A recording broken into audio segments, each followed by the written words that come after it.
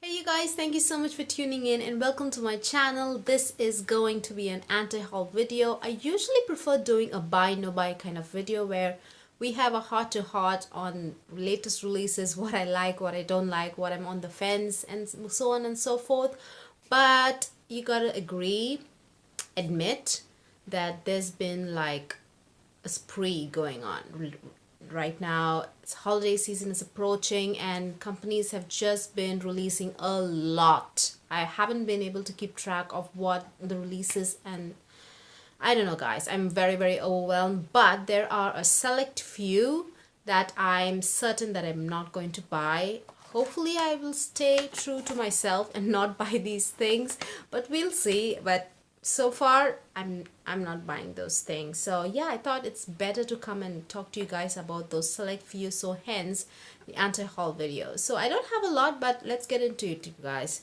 First on the list is Hourglass's face palettes. Yes, they usually come out with just one face palette. It's usually like 6 pan or 5 pan palette, I think. But this time they decided to come out with two palettes. Now one they released maybe 2 months ago, and then the other one they released very recently. Yeah, honestly, first reason is I cannot tell one from another. They all look the same. The two palettes they released this year, the one they released last year, and the year before, they all kind of look the same. And these buggers are $80, very expensive, and the pans are teeny tiny, especially given the fact that these are face palettes where brushes are a little bit larger. But still, my main problem and concern with this is they usually include more than one face powder in the face palette because their ambient lighting face powders are major. They are amazing. They are incredible. I swear by it. I usually use the darker shade. I think the shade is Radiant Light or Radiant Lighting, something like that. So that is my powder that I use. I use it every time, every single time I wear makeup without fail. And I'm willing to buy that very expensive powder in full price again and again. Doesn't matter. Anytime I finish using the powder, I don't wait for a sale. I always go out and buy the next pan. Yeah, pan.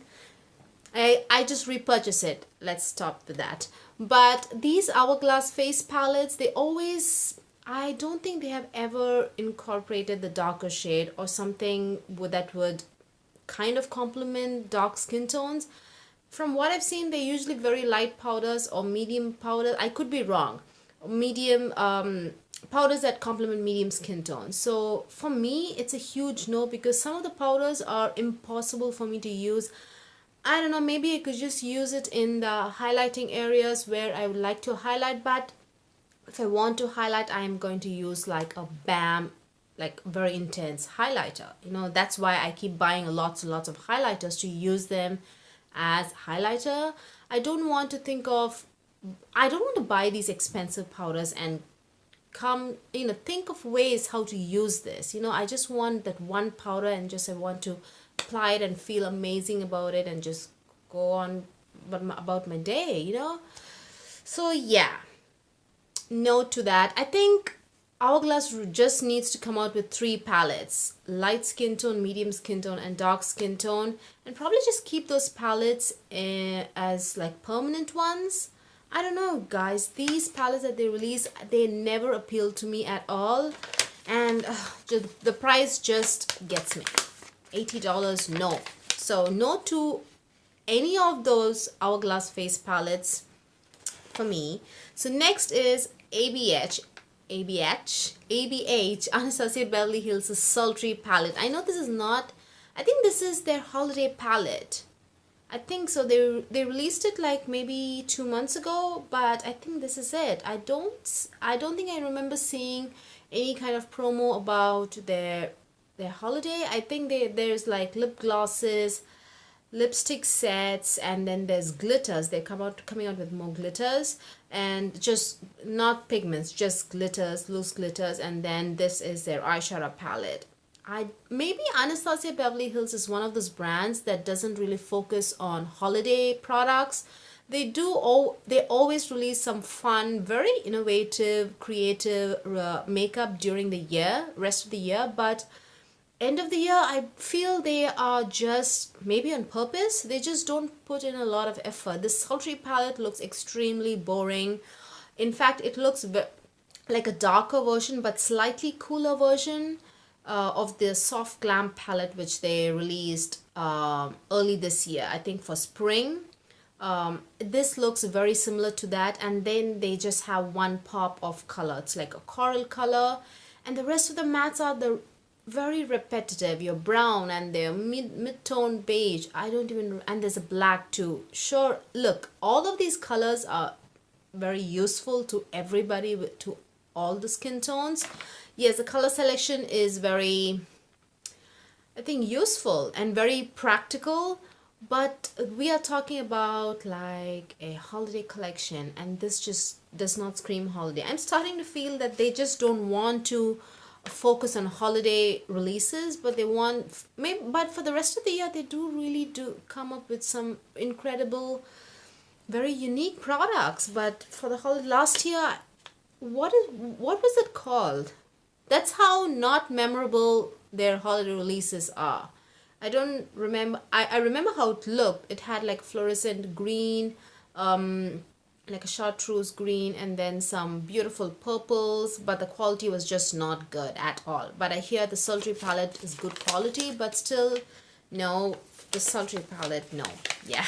The next is Natasha Denonna's Cranberry palette. I cannot tell you guys how disappointed I am. This was in my to buy list 2 months ago. Ever since I saw just one picture of the swatches, and this was, I think they showed like a sneak peek when she launched the not Tropic. What was it after that? The Safari palette. I saw the Safari palette and I was like contemplating, do I need it? Do I not need it? And after like a month, I realized it looked so similar to the Viseart. Not so similar, but closely related to the Viseart's Dark Mattes palette, and I spent $80 or $60 on that, and I wasn't going to spend again like $125 or $130 again on like a matte. No, so I just skipped it. But I saw the Cranberry palette and I was like, I need this. This looks so beautiful. And no, okay, I don't know. I didn't see this palette in person. I haven't swatched the Cranberry palette in person, but there are overwhelmingly lots and lots of negative reviews. Just people saying there's not much pigment, but it looks so beautiful. It looks gorgeous, but I think the quality is not there. And I'm not about to just buy and find out. It's an expensive palette. 5 shades for $50, I think. 5 shades for $50. I'm not about to spend that money and find out that it's not good, you know. Sure, I can return it, but it's a lot of work. So no, yeah. I think I am going to buy the Huda Beauty's Ruby Obsessions palette instead. I saw like a video here on YouTube where a girl compared the Cranberry and the Ruby Obsessions palette, and there was some similarities. There were some really good similarities, although whether they are like spot on dupes or not.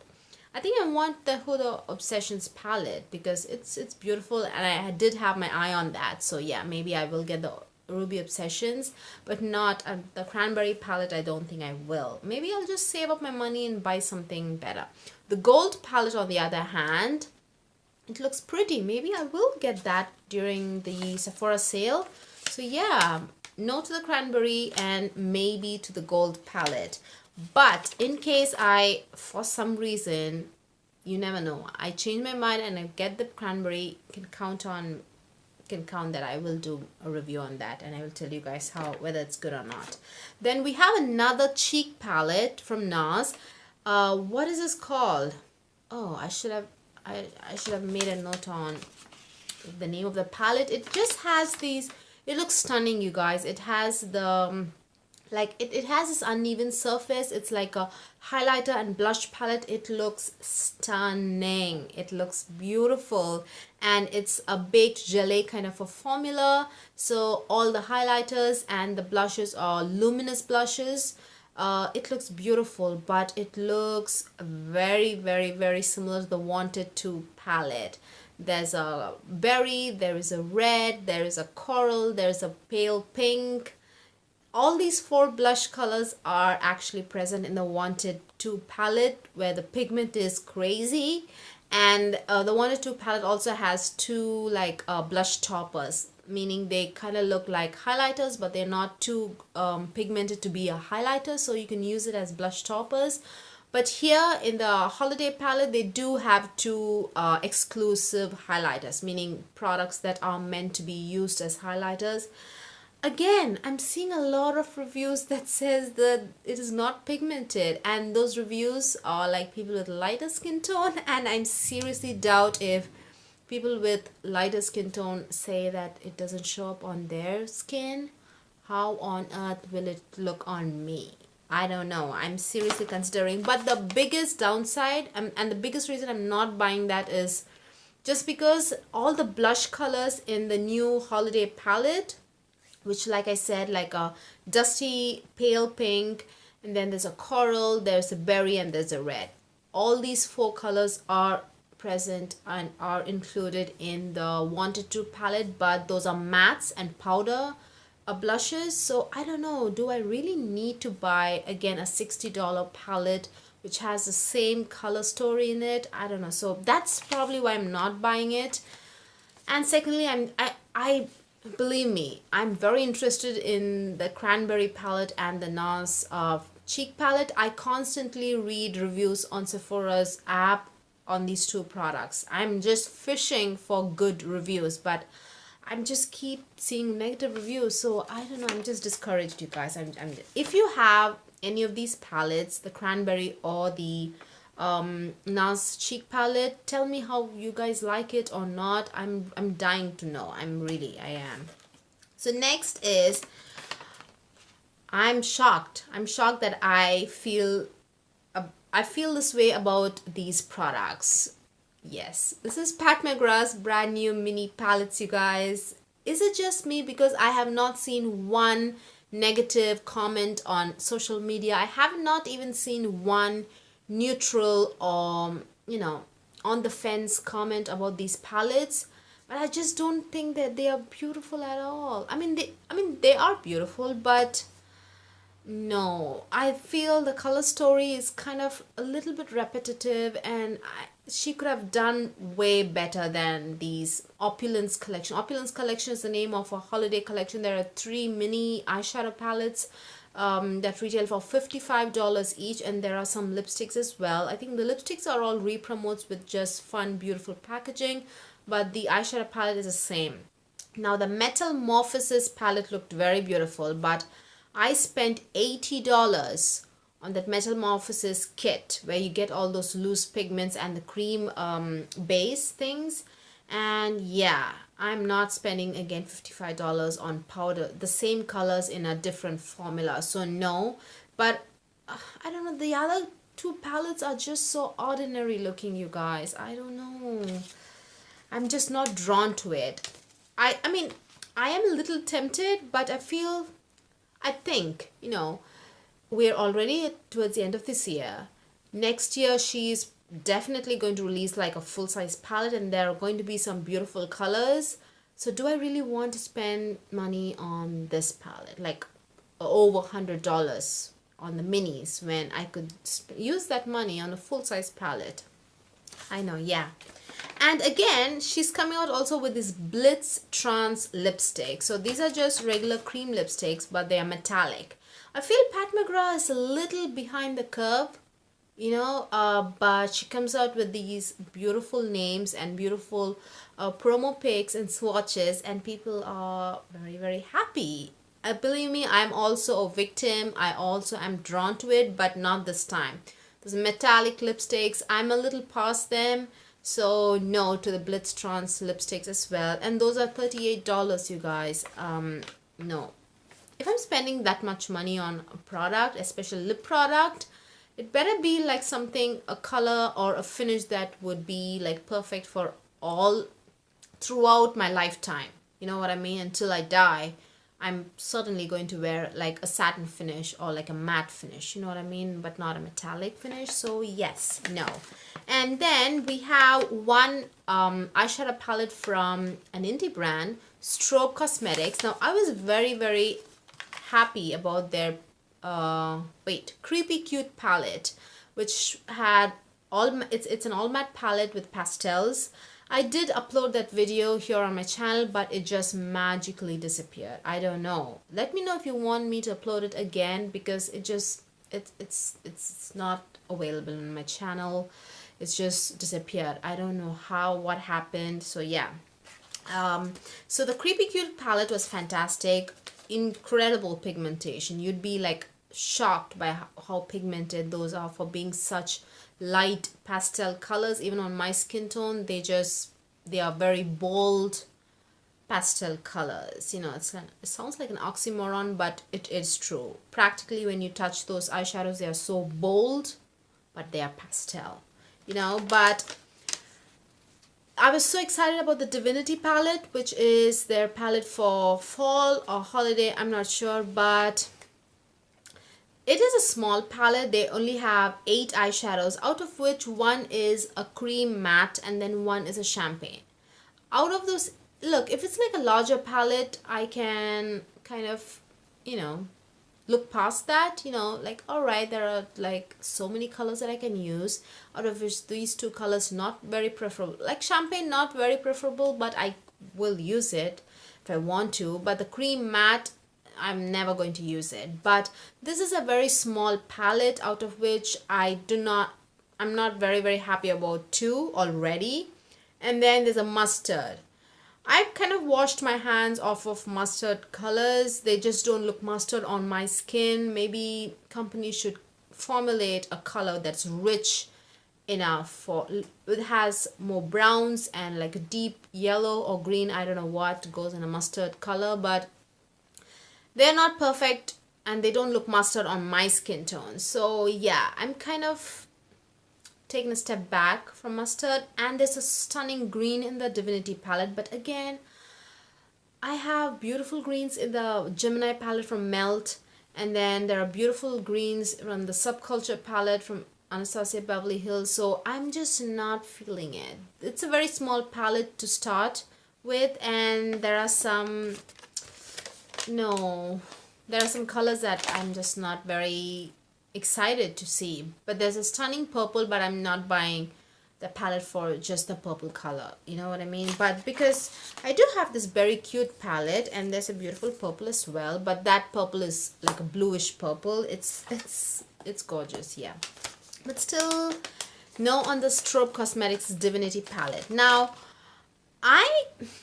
this is something that I just wanted to discuss. You know, I'm just not, you guys, if you watched my videos, you do know that I'm boycotting Kat Von D forever until she becomes pro-vaccination. But she's now anti-vaxxer, so this is a topic that's extremely close to me. So yeah, no, I'm not buying. But I just wanted to touch on the color selection of her latest palette. I don't remember what it's called, but in fact, I don't even remember how it looks, you know, the outer packaging, but I remember seeing the colors. The colors are just not good, you guys. I mean, I saw so many blacks and so many grays and so many like smoky grays, light grays, brownish black, all in a palette. And some of the fun colors in the palette kind of are so similar to the like cranberry reddish colors in the last year's palette, Saint and Sinner, which was just not good at all. It was just not good, especially given the price tag. I don't know, it just does not look good at all, and nobody's talking about it. Okay, I'm not trying to bash the brand itself, but they themselves, recently I took a look at Kat Von D Beauty's Instagram page, and even they are not talking about their palettes. They haven't featured any of their holiday releases on their page, probably because nobody else is featuring them on their page. But even if I'm not boycotting Kat Von D, That palette does not look good, you guys. I think there needs to be some serious creative control that needs to be taking place there, because it looks very, it looks completely recycled. That's all I'm trying to say. So maybe Kat Von D should improve something on that. Kat Von D Beauty, you know, I don't mean to just say Kat Von D. Because I don't know how much control she has on her brand, but Kat Von D Beauty is seriously on a downward spiral, if you ask me, especially in the eyeshadow department. And even the rest, what have they been releasing recently? I don't recall anything, to be honest. Just like a good eyeliner that, I don't know, you guys. So yes, we have come to the end of this video. Hope you guys enjoyed it. I know I was rambling a little bit, but hope you guys found it enjoying. Hope you guys enjoyed. Let's move on. So thank you so much. If you stay till this end of this video, I really appreciate it. Thank you for putting up with my madness, and it makes me feel very special. And I will see you guys very soon in my next video. Bye bye.